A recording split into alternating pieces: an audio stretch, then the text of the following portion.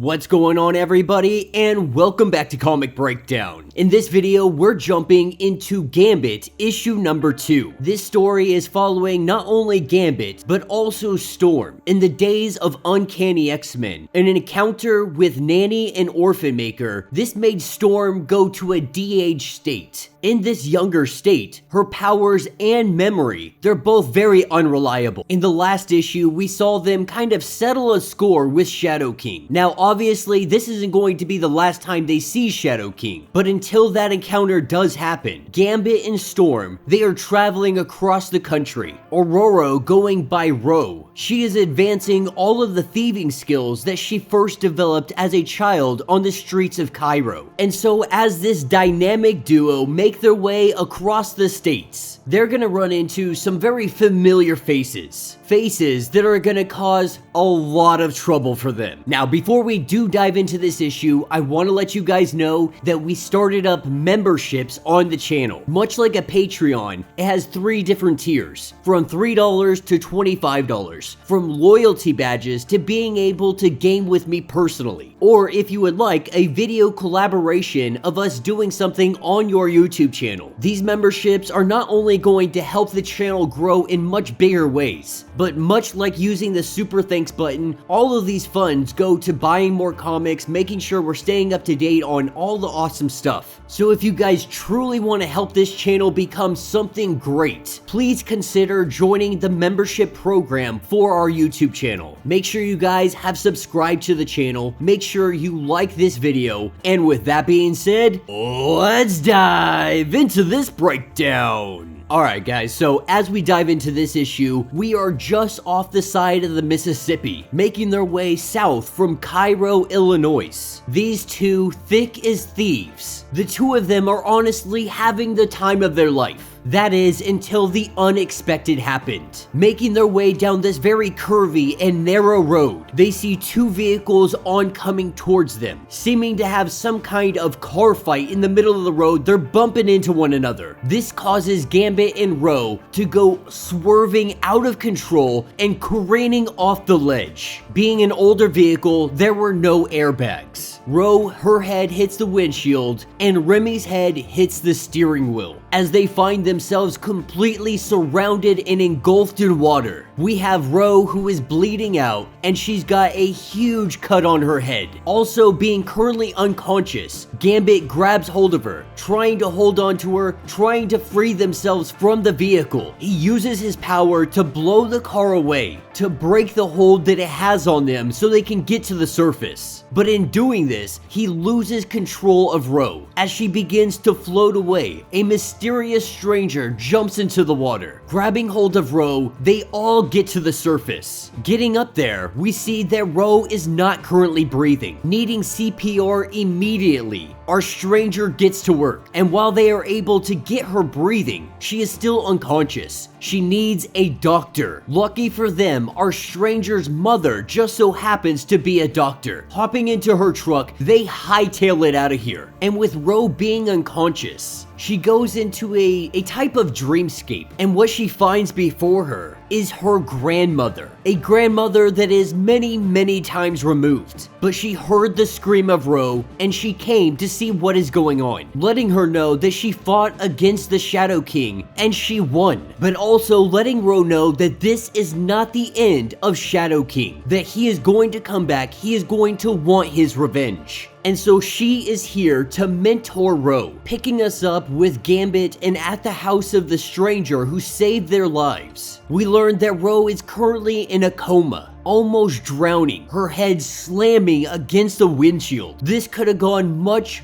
worse, but she is still in very bad shape. We learned that the rescuer, her mother's name is Gabriella de Castro, and the rescuer is Marissa, with Gambit thanking her for all of her help, because if it wasn't for her, Ro would more than likely be dead right now. But he does have another favor to ask. They need to go get everything that he had inside the vehicle, or at least try to find it. As the two of them drag all of the stuff that they can find onto the shore, this is when they run into a gangster by the name of Solars. And this guy, he's trying to buy up all of the land, to include Marissa's family land. They have big plans for it, big corporations moving in, they're gonna make millions of dollars, so on and so forth. Marissa and her family, they refuse to sell. And so they come here to try and intimidate her. Now these guys, they have no idea who Gambit is. But Gambit, he has been asking around the cars that caused them to crash. The crash that caused Storm to go into a coma. It was his men. And so with Solars being the big boss man, Gambit has a bone to pick with him. And while they do try to act tough at first, we see Gambit ignite one of his cards. In doing so, these guys immediately back off. Not really knowing what to make of Gambit, they hightail it out of here. And this is when Marissa, she goes on to explain that they are trying to buy out all of the land in this area, trying to turn it into giant subdivisions, trying to turn it into something humongous, really just trying to make as much money as possible. But for the people that don't want to sell, it appears that there have been accidents happening all over the place. People getting murdered, people getting killed, it all being covered up, made to look like just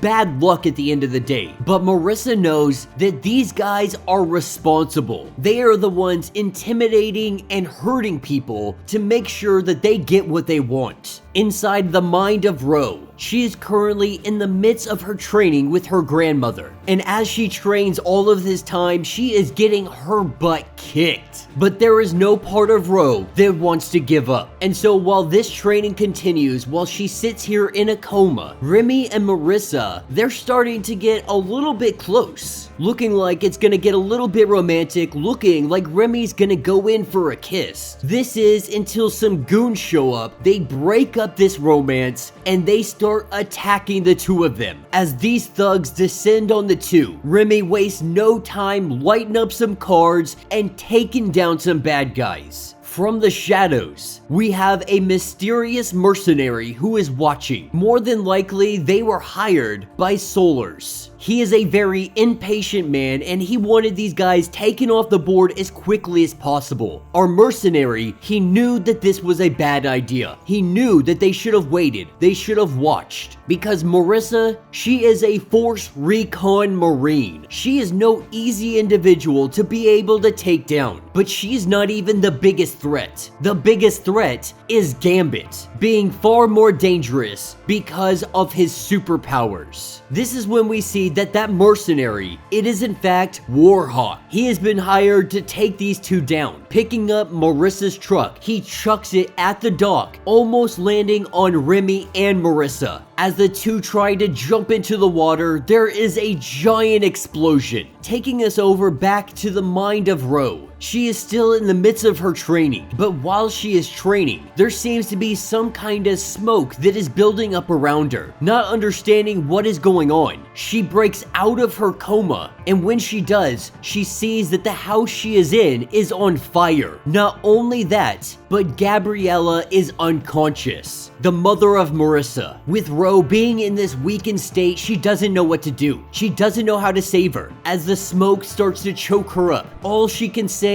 is that she is sorry. Sorry that she wasn't strong enough, sorry that she wasn't good enough to save her life. But while all of this is going on, there is a storm that forms over the house. It begins pouring down rain, and it puts out the fire. Storm does believe that this is her grandmother that is out here helping her out, listening to her call for help. As she drags the old woman out of the house, getting her out of all of this smoke. On the front lawn, we see Warhawk. We see all of the goons. And they are here to take what they believe belongs to them. Meanwhile, down by the river, we have Marissa and we have Remy. The two of them rising up out of the water, being able to cheat death. We see them embrace, we see them kiss, not being able to believe that they are alive. They know exactly what they need to do because Solars is headed directly for her family home, which means that her mother and Storm are both in danger. And that will be the end of this issue. So let me know what you guys think down in the comments. So far, it has been a lot of fun.